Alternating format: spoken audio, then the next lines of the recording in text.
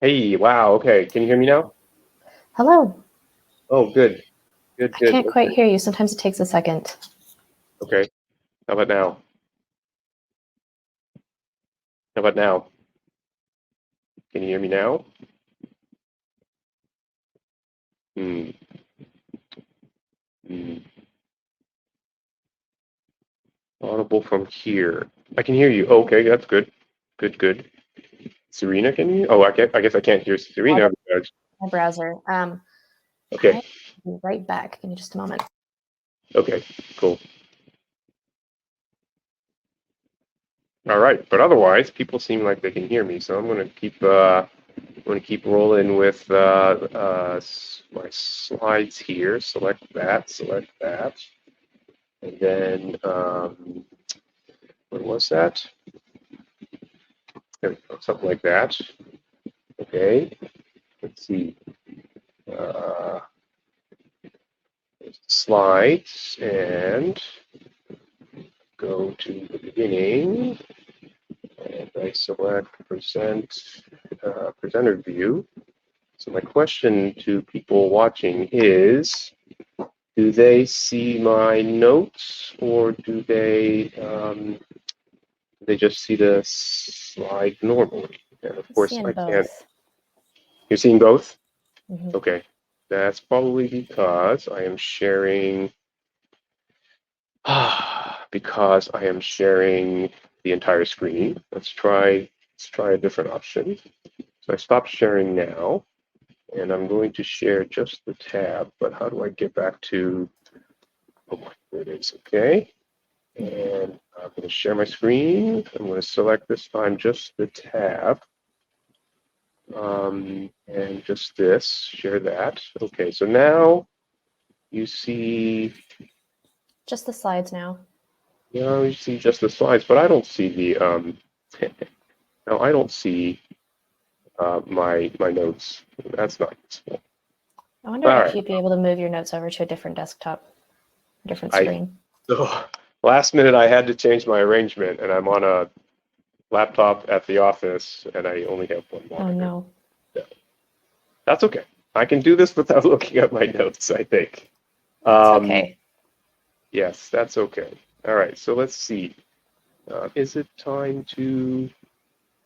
We've got just another minute or so. Yeah. We do have a lot of people joining. I think we're up at 36 now. Yeah. Welcome, everyone. While we're waiting, anybody have fun weekend plans?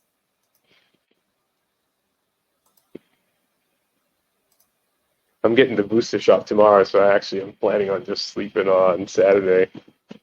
It's exciting. Buying a Fine. house. Wow. There's some big plans.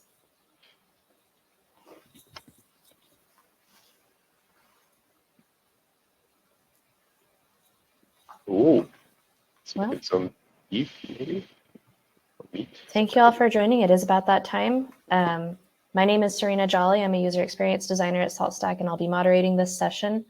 What we'll do is we'll go through this session and we'll dedicate the last 10, 15 minutes to questions and answers, and then give another 10 minutes to get to your next session. And you'll see there's a little Q&A tab towards the top right of your screen. If you click into that, you should see an Ask a Question button at the bottom. You're welcome to ask questions throughout, and we'll just get to them at the end. Or ask questions in the chat, and I'll keep track of those as well.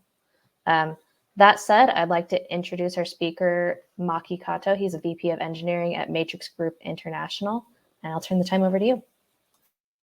Great. Thank you, Serena, and thank you, everybody. Thanks, everybody, that were involved in planning the event. I just imagined that it was a lot of constraints, and so I'm very grateful that this all came together and that we have an opportunity to come together and talk about salt. I think that's wonderful. So thank you, everybody. My name is Maki Kato, and I'm VP of Engineering at Matrix Group. I will have my slides and a link to the repo available at the end, so you can click for that. So in this presentation, I am going to be talking about our SALT adoption journey. and how we got to high state everywhere, high state everywhere all the time, um, and then share with you the workflow that we built in GitLab to do this. But first, I figured salt's used in so many different ways by so many different people, and it's pretty clear that we don't all use salt the same way. So I thought I'd basically start from describing my business and my world that I work in, so that that you'd have a sort of a context for the rest of the talk. So we are a small digital media, digital marketing agency, what used to be otherwise known as a web company. In the Washington, D.C. area, we cater to the associations mostly, and we are about 40 employees, half of them about technical, and we have about 5 1/4 server administrators, people that administrate basically the technical stuff. That counts myself as a quarter there. There are days that I don't get to that at all, but anyway, so we have 5 guys taking care of the 300 Linux and Windows servers that we have in AWS. We also have another couple dozen more servers on-prem in a hosting facility, and then so some of that contains HIPAA data. So the point, I guess, is that we have lots of different servers, different versions. They're not at all homogeneous, and each one of them is sort of like a unique snowflake in some ways, unfortunately. And we, like I said, we do web hosting, we do custom app development, we also have a software as a service where we offer a software product that helps associations manage their back office, and that's all web-based, and we host that as a service. We also do a virtual meeting platform, which is an entirely different line of business, and that's all entirely in serverless and AWS, and we do less management of that, and there is no salt in that line of business there. And we use GitLab. So my example will be in GitLab, but there's nothing specifically GitLab in the I guess principally what I'm trying to do. So our story starts in 2014. With an experiment. There's this thing called Salt. An engineer, heard about it. I've previously heard of Puppet. We had needs of, trying to do some kind of state enforcement or state management, configuration management, whatever it's called. And there's some curiosity about it. So we installed it on a, group of servers in our dev environment, which was at the office. And that was good. It worked, it did what it was supposed to do, and we were happy about it. Back then we did, so the experiment was only on Linux servers. We kind of understood Linux well, and that was good. And we kept it in that environment, sort of on our dev servers. I don't know what we actually didn't use it a whole lot. Then 2016 comes around. We decided to migrate to AWS, all of our servers. And by then, at that point, I guess, half of our machine, we had a VMware configuration in the office that hosted all the dev servers. We had a VMware configuration in production that hosted all of our production sites. And there was upwards of about 100 servers. And we decided to move to AWS. So we started moving one server at a time. And soon, when we started moving the Windows servers, we got to a point where, well, how do we want to manage these accounts?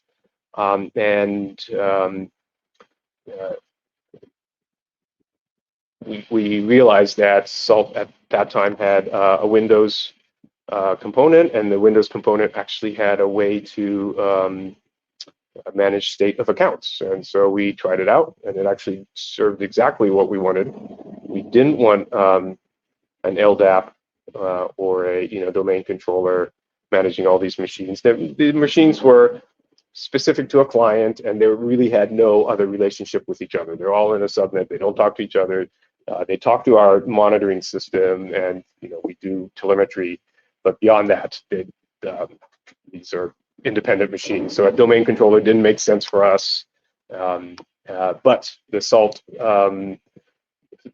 being able to manage accounts with Salt actually was a huge thing, and it worked out really nicely. So we actually proceeded on that course, and at that point we were committed to Salt, pretty committed. And so we started using Salt mostly for remote execution commands, and also for state management. There was a little bit of fear in the beginning. We didn't have anything like that before. That basically a lot of trust was given to. In fact, it was effectively root. The Salt master becomes root on all these machines, and the fear was, well, what if the Salt master gets compromised? Then we're totally sunk. And that was a pretty big fear for us. But then, in the end, what happened was, we came to the realization that we couldn't manage all these servers any other way. It was just sort of the risk that we had to take to move forward. So we did, and that was good. We also we locked down the Saltmaster. We locked down all of our machines as much as we can. Saltmaster lockdown, and also we added a PAM two-factor. So we so that made us feel better about the Saltmaster situation. And that took us through the migration into AWS, and by then, 2018, 2019, we had a couple hundred machines, and they were all Salt minions, and we also started using Salt to configure development environments.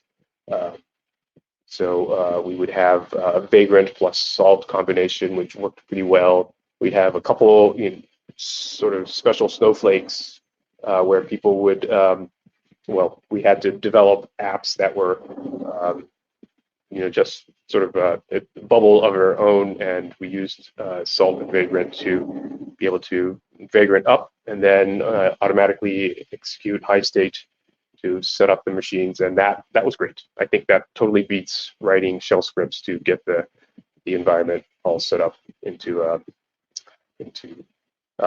for the developer, and I think that was a pretty good boom to the developer experience.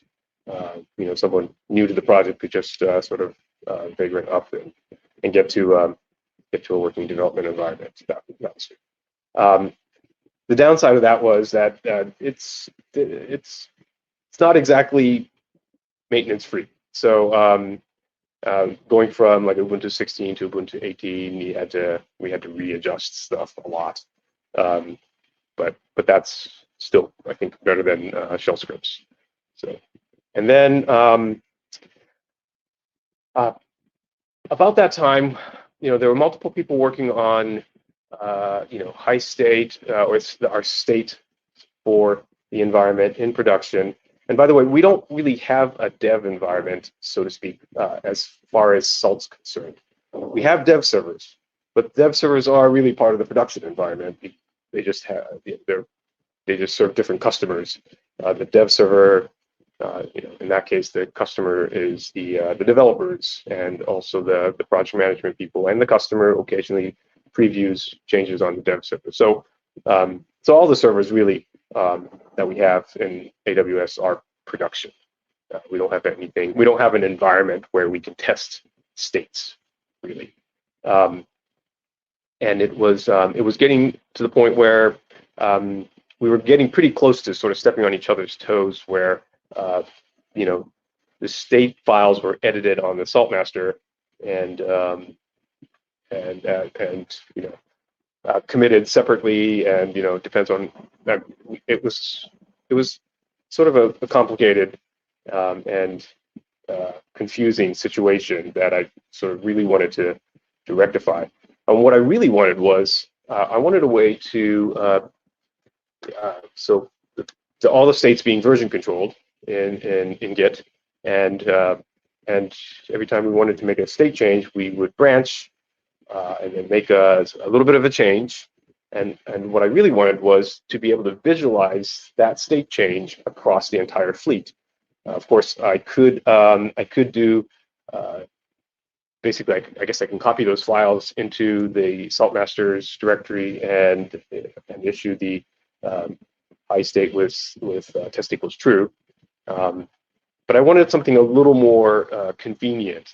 And in fact, that's sort of what I was doing, or we were doing. There were a couple people working on that, states in production, and so, but we, so that's hopefully that explains what I wanted and why I wanted it and where I was in my thinking to get to that. So that's really my story, and I can now sort of start talking about what we did to make that a reality, and then I'm going to go through some of the highlights of the config first, and then switch to GitLab to show you what it actually looks like in GitLab. So, but just a couple terms, I guess, I thought I'd clarify first. Salt and salt states have a notion called environment, and I don't really know how other people are using it, but environments can actually merge states and merge pillars. But really the way I want to use it, I didn't want that. So, and there is a setting to say don't use that. But nonetheless, so we will have two salt environments. One is going to be called base, and that's sort of the convention. I didn't have the guts to change that name, and I'm okay with it. So we're going to have base and we're going to have testing. And those are the two salt environments. Separate from that, in Git, we're going to have a production branch, which represents the state of all the states that are applied in production. And in GitLab, every time you make a commit to any of the branch and push to GitLab, you actually will trigger what's called a pipeline. And the pipeline actually has, it's a YAML file that, well, the pipeline is described by a YAML file. In that YAML file, you can have sections, and those sections are called jobs. And which job fires or executes sort of depends on the rules that you set up in GitLab. And before GitLab, we used Jenkins, so I can sort of relate to that. In Jenkins, this would sort of correlate to jobs, and inside jobs, you have I think called build actions, and so those are the things about the actual terms. Okay, so so here are the things that you need to do to get that get everything set up. One of the things is the pillar and state files. In pillar and state, there's the top.sls in both of them, and those need to start. Usually, the tutorial will say you start with base. Instead of base, we're going to need to start those two files with templated salt env variable. That actually allows it to render correctly in either one, regardless of regardless of the environment. So you need that in the top.sls, and I will show you this in when we get to the files. In the saltmaster config, these are the things that made this possible. So etc saltmaster, the setting called top file merging strategy : same, and that's basically to say don't merge the environments. So treat these two separate. Treat these environments as separate as far as the states are concerned, and that worked out best in this case. And then the salt env state top base just says that's where the base is, and similarly for pillar, although merging strategy in this case you have to say none instead of same, and pillar from salt env is true. Can't remember what that was for, but you can look it up. And then pillar env, I guess that's the base, which is the default when no environment's specified, I think. Okay.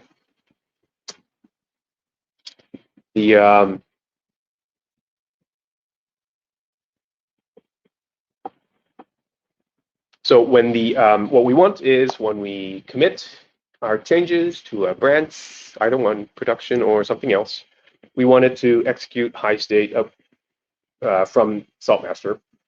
And we implement that using, this is the, so by the way, before this happens, we copy the state files from the repository to the Saltmaster in the right directory. And there are going to be two directories. One's going to be server salt, and the other one's going to be server underscore testing slash salt in my example. And then we're going to run high state. So this is our mechanism to trigger the high state executing on Saltmaster via a trusted identity from the GitLab to Saltmaster. And we wrap it in sudo so we can specify only that is allowed for the high state user instead of, and actually this is an improvement that I made in my current setting. I actually have sudo salt space quote star. So I basically have this line, which is what that actually script does, directly in the sudo. But that, in order for that to work, you actually have to give more permission to high state, which I think we can do without. So I wrapped it in a script. We first execute refresh pillar on all the minions. So that's what that says there. And we do this because we actually don't really know which branch the pillars were last seeded from. So this is just to clear the deck and make sure that it's taking our pillar from the branch that we're interested in and applying that first to everybody. And then we do state apply, test equals true. The following actually makes the results a little more manageable to read. Dash dash output changes, which actually will only show the changes, and dash dash state proposed equals false. So it suppresses some of the stuff that turns out not necessary in this context. And for my environment, I needed to bump up the numbers to get all the minions to come back in good time. So that's that. And we're going to have two of these. So one is for that, the one that I just showed was really the state applying in production, i.e. not the testing mode. And this one will apply high state testing.sh, will basically do something very similar, except it's going to specify an environment, salt env equals testing. And it will, and also you need to say the pillar env testing, and then the rest is the same.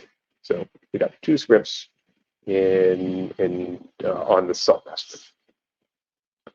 And also, and I'll show this, it'd probably be better to explain, but this is how we got to high state everywhere all the time. So there's high state, which you can apply to one machine. There's high state everywhere, which is to say star high state or state.apply on all the minions.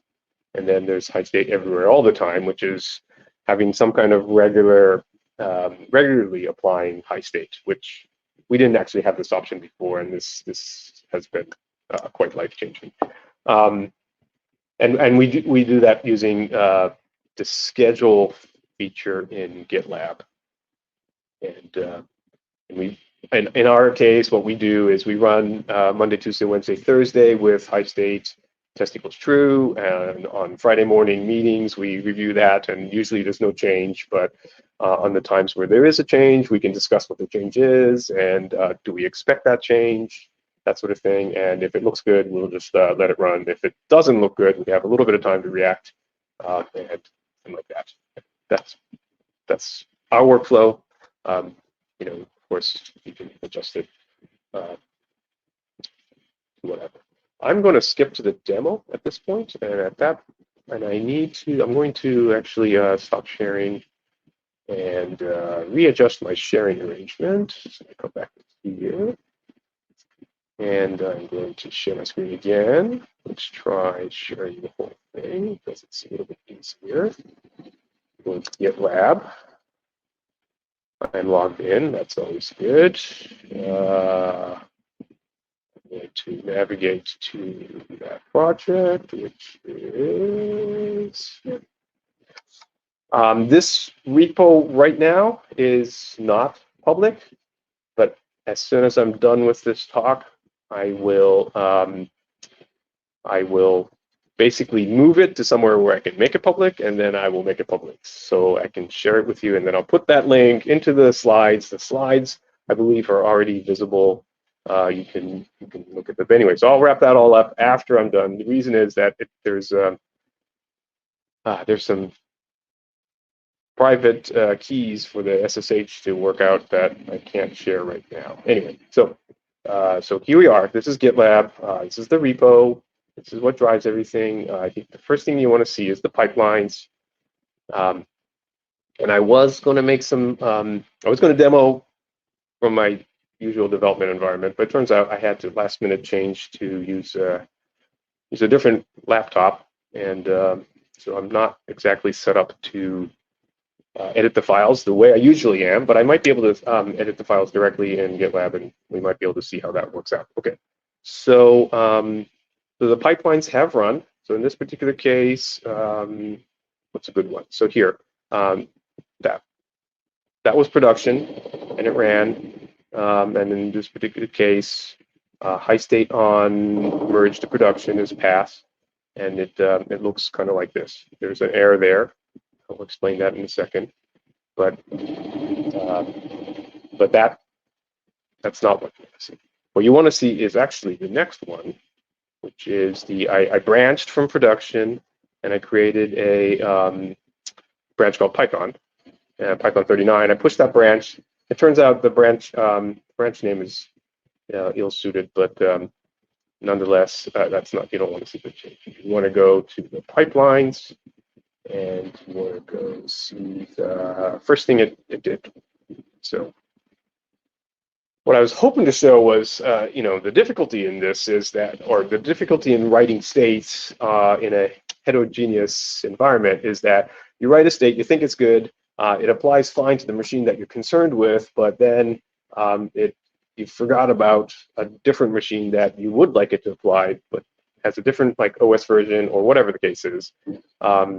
And I wanted to demonstrate that, but I couldn't actually come up with a good enough example. The first example that I was thinking about was to, applying Python 3.9 on Ubuntu 20 versus Ubuntu 18, which doesn't have 3.9. So I thought it would fail, but actually the high state with test equals true doesn't actually know the fact that the Python 3.9 is not available in Ubuntu 18. So it actually looks like it's going to pass both ways. So I apologize for that. But I guess the key point is that triggered by the change in the state that I made and I pushed, it actually ran the job with high state equals true with the new code. Actually, you know what? It would make sense if I showed you what that change was at this point. So I apologize.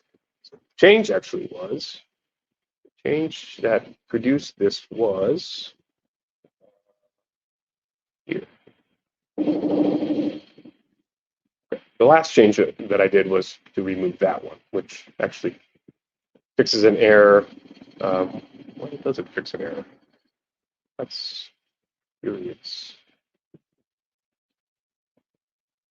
Okay. Anyway, so that's the change that cascaded to that running.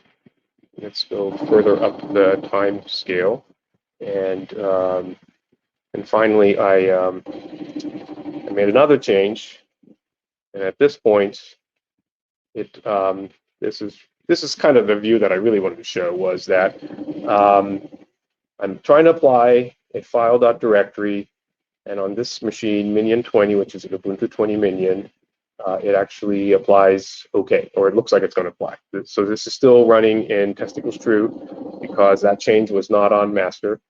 And this guy, minion 18, actually doesn't have the user TSS is not available on that group. So it knows it's about to fail. And let's go fix this. And then we can actually see it run. Maybe we can see it fixing itself. And then from there, we can, let's see if I can figure out how to do this without development environment. So, sorry, I did skip over a thing that I did want to show. So this repository also contains the changes that you're going to need to make this work. So the salt master change that we are needing is this Control Shift plus plus. Okay, make that a little bit bigger. These are the settings that I mentioned that I needed. I also need to set up the base server salt and server testing salt, and the similarly for the pillars. That's that. And then the other thing is Etsy Salt Master. The other thing is Etsy sudoers. This is the sudoer file change that basically allows the high state user to apply just those two files, like I said. And then I wanted to propagate the environment variable salt_test into those scripts, so I added that here. And then finally, I do want to share with you the GitLab CI file. This is the part that probably everyone wants to see. We have just one stage called run. There's 3 different jobs. The first job is test on all other branches, which is, so the production branch is special. He is special because at this point we're going to say test equals false, i.e. We're going to apply this state when this job runs. The other one is here, test on all other branches. We're going to actually, first thing we're going to do is we're going to rsync the files, pillar and salt, into the server testing area, and then we're going to execute the apply high state testing message script. And the rule here is that if the commit branch is not production, so that's how that works. This section here actually says that only for schedules we will execute it this way, and hopefully, yes, I'll show you that in a second. Okay, so let's go make some changes here. Oops, not that, over here. I'm going to switch to my Python 3.9 branch, which isn't much. There was an error in the state file that I left there somewhat intentionally, actually. So in order to fix all that, one of the ways we could do that is to basically, not apply that state on this minion, or we can have a grain selection that says, but for the purpose of the demo, I'm just going to do the easiest thing here, which is to remove that state application, commit the changes. This should cascade into the pipelines running. Let's hope it does. Let's hope it. Didn't that cause a commit? Yes. Okay. Right. So the pipeline is running.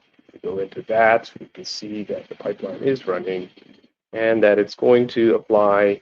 So okay, we're on a non-production branch, so it's testing equals true. Here's that.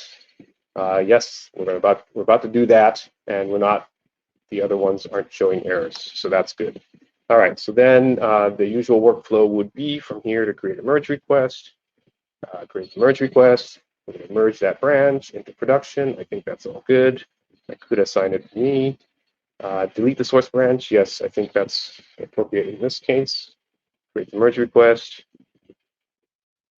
And I think we can eyeball the changes. This is really the state that sort of works. The rest of the stuff is, I guess this is the change that I also made.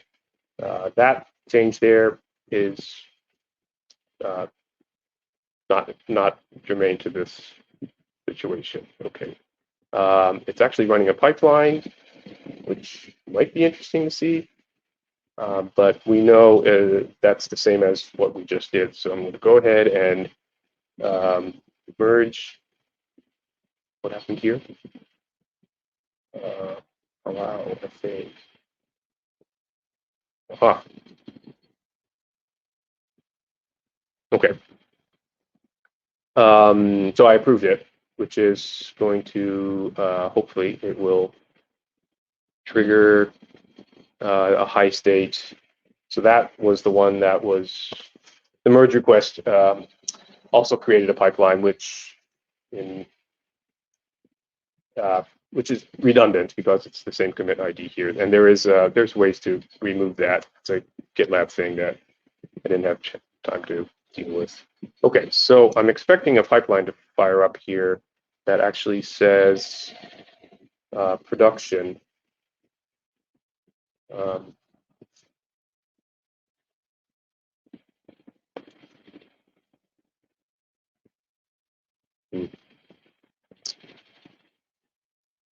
Something's not quite right. Okay. Maybe this will happen in a few seconds. In the meantime, I can actually hop over here to show the schedule business. And GitLab, and I think any other CI/CD's platform will have that. So basically, I'm applying a high state with test equals false, only on Friday mornings. Otherwise, Monday, Tuesday, Wednesday, Thursday, Friday evenings, excuse me. All the other days, I wanted to run with, I guess you can't see from this view, so I'm going to drill in some more. And what you see here is a salt test.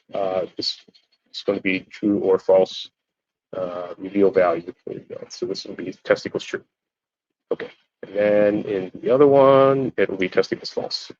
And so when that actually runs, it should look like it will look like this. So this one, for example, this is a scheduled one, and none of the scheduled runs are actually currently running. So I guess I must have messed something up. The expected, I'm not seeing the pipeline fire. There must be an error, so I guess I'll have to fix that. In the meantime, we could actually just run that on production. No variables, run pipeline. And that should, here goes my high state on master.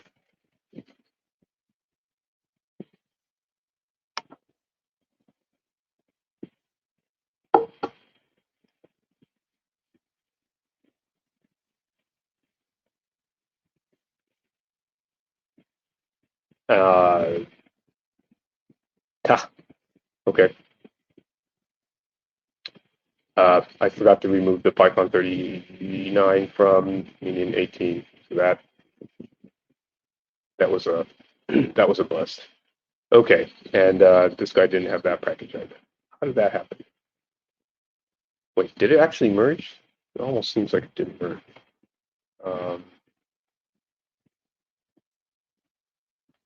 All right, so the merge actually hasn't happened yet. My apologies. Okay, so I approved it, but I guess I haven't successfully merged it. So that was my problem. Okay. Feel like I was losing my mind there. So let's see now, hopefully, maybe the pipelines will fire and all that stuff will go away. Maybe, I hope.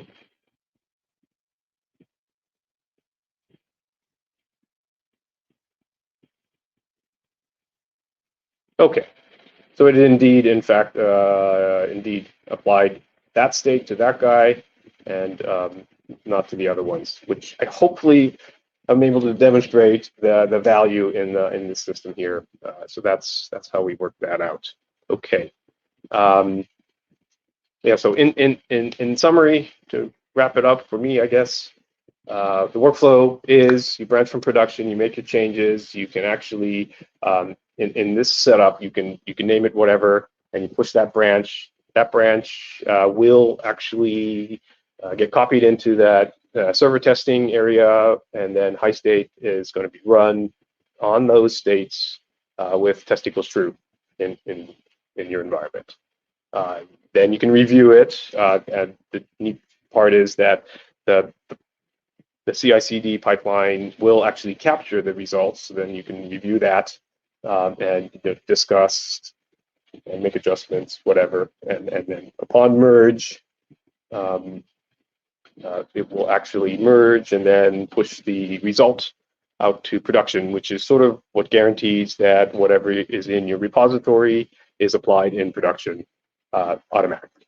So this sort of alleviates the need to work directly on Saltmaster, on the state files, that sort of thing. I think in our case that was really helpful. And the other thing that was helpful is that there in our group there were people that build states, and then there's people that that can adjust states or adjust settings and stuff like that. And this allowed more people to participate in the whole state thing because they could just make the changes in Git, push that, see the changes, or have somebody else approve it and then merge it to production. So that actually worked out really nicely for us, and this probably won't scale to 5,000 machines, but it works okay as it is for 200, 300 machines. And the other thing about pipelines being scheduled, that has been life-changing. So this is how we finally achieved, applying high states to all of our machines on an ongoing, consistent basis. So that's sort of the summary there. I have been thinking about this some more, and right now, like you saw here, this view gets pretty unwieldy for a lot of machines. Most of the time, when you make a state adjustment, when I make my state adjustments, they are, they really, what I want is to confirm that I didn't break something elsewhere. So the state changes are minimal, and I just scroll through it, look for the yellow, and I stop on the yellow. I assess or consider what that means, and usually that's my workflow. But I think there's like a lot of room for improvement here. So if I had a larger number of nodes, what I really want to know is like the 99% of the nodes that didn't have any changes. I just want to be summarized as 99 nodes didn't have any changes, which is sort of largely what I expect. And then just show the changes for the nodes that did have a change.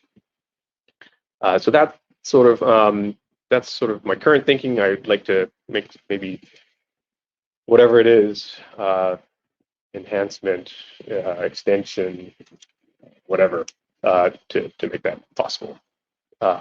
Also, there's no thought given to possibly this applying concurrently, which could be bad.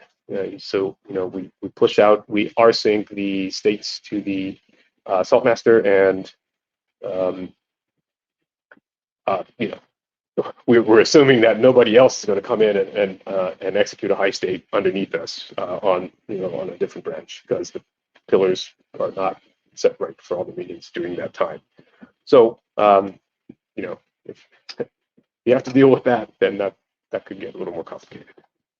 Okay, and then I guess I sort of thought I'd mention this. Part of our workflow is that we usually have machines that are already in production. I mean, they're set up in our environment, but they're not live yet. The customer's not looking at it. So during that time, we work on those machines.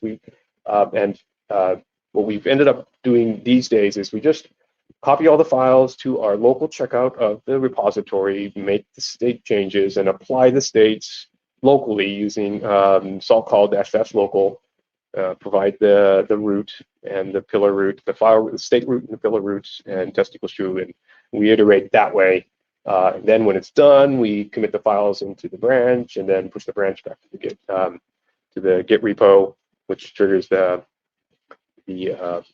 high state, test equals true on all the machines, and we can go from there. And then we have a review process. And that pretty much concludes my presentation. This QR code should link to the presentation, which should already be live. I will be modifying this to add the link to the repo after I move the repo and make it public and take out the SSH keys and do all that stuff. So there we go. Hopefully that was useful to some people. It looks like we've got a couple questions for you. One related to when you're going to be posting that, making that public. Right. Montana says, I really like the use of GitLab pipelines. When will that YAML be made available? Yeah, so the YAML will be made available like really after I get off this session. My plan is to it's ready to go as far as I'm concerned. So I'm going to just move it to my personal directory and then make it public. So yeah, that'll be done in the next hour at the latest. Perfect. We also have one from Ryan. I don't know if this is already answered for you, Ryan. It says, do you use a dev or stage and production structure? And do you have each branch on a separate master or all branches on one? Yeah, so we, as far as salt is concerned, we just have one salt master, and it controls all of our machines. We don't have, and in there's only two environments. One is that testing, and one is the base. So we don't test anywhere else but on production. So that's sort of our constraint. We are short on people. This is not what we do all the time. We do this as much as we can, but it's really a small part of what we really do or spend our time on. Okay. Yeah, I don't know. I feel like for the smaller groups, that's probably not uncommon. I can't see affording a process that you can test out all of the states before they go to production. But maybe I'm wrong. Okay. We have another question from. Oh, go ahead. I didn't mean to interrupt you. No, okay. I'm good. We have Henry asking, are you not using GitFS at all here? If I understand, your GitLab job actually syncs the commit down to SRV salt or whatever locally on the salt master. Is that to overcome the 1 minute delay? No. So I actually, the reason I'm not using GitFS is I struggle to understand how it actually could fit in, and I need to probably come back to it. I just I think that would probably work, but it just through the history of things and how I came to this, it just didn't fit in. It's sort of an environment sort of thing. Okay. It's not a complicated reason to overcome the 1 minute delay. That makes sense. We have one from Robbie. Do you use any observability tools for checking the outcome of state runs? No, not really. I mean, we have our normal monitoring, and if we really screw up a machine, it would. And by screwing up, my definition of screwing up is that if it stops serving the web content that it's supposed to be serving, which we do monitor from outside, that's bad. Usually we can tell because of the state changes that we're making are so small, and they really, what I just want to confirm is that I didn't change anything, and so there isn't much. When everything goes well and correct, there isn't any changes that actually happen. That's really what I'm sort of trying to confirm with this process. For bigger state changes, they typically are meant to go to certain machines, and those happen before they launch typically. So hopefully that explains that question. Absolutely. So I'm not seeing any other questions so far. Feel free to post more in the Q&A or in the chat, or you're welcome to come off of mute, ask to share your video, and I can approve that. We've still got a few more minutes if anyone has additional questions. Yeah, and I did want to mention there was an excellent talk yesterday, and it was in my notes about testing salt states, and that was a worthwhile session that I recommend. And there's lots of good actually SaltConf videos from previous years about testing states, and I'd like to do more of that. And in fact, actually, I also learned what is it, salt lint, that I would like to incorporate that into my workflow, because linting problems do happen for us. That would be appropriate to put in there. And for anyone looking for that, I think that was the strategies for testing salt states session with Barney Sowood. Yes, that's the one. All of these will be posted. I think they're posted on the SaltConf agenda and main page, but they will also be posted to YouTube shortly. So if you need to reference any of these sessions later, that's where you can find them. Oh, just stop sharing. I probably wanted to share that screen. I'm sorry. So what do I do again? Great tab. Presentation. Share. Okay. All right. And so now if I go back to here, yes, that's exactly what I want. Okay. Perfect. Thank you, everybody. I appreciate the opportunity to talk. Thank you for joining. This has been great. Yeah, and feel free to reach out to me via email, I guess. Okay. Happy conference, everyone. Yeah, excellent. Thank you. Bye. Well, actually, you know what? I'm going to stay here for a little longer because my time. For that QR code? Yeah.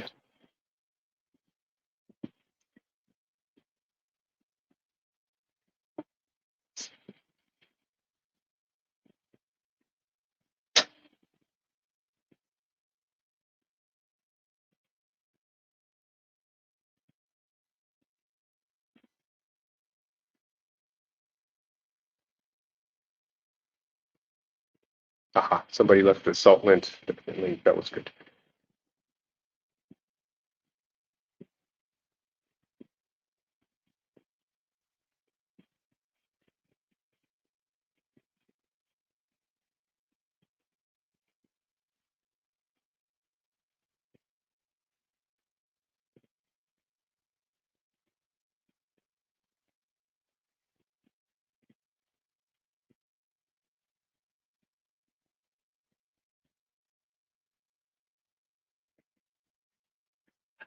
Does the chat for the session get recorded or captured somewhere? You know what? That's a great question. I'm actually not sure. I can find out real quick. Is that something I can copy? Yeah, look at that. I can copy this. I'm going to, good measure, I'm going to copy that for myself.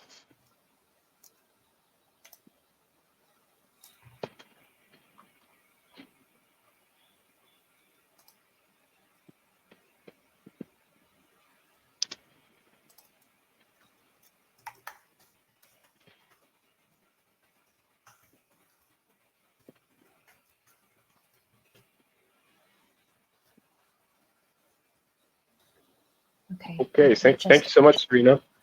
Thank you. I hope you all have a great rest of your conference and a great weekend. Okay, yeah. Take care.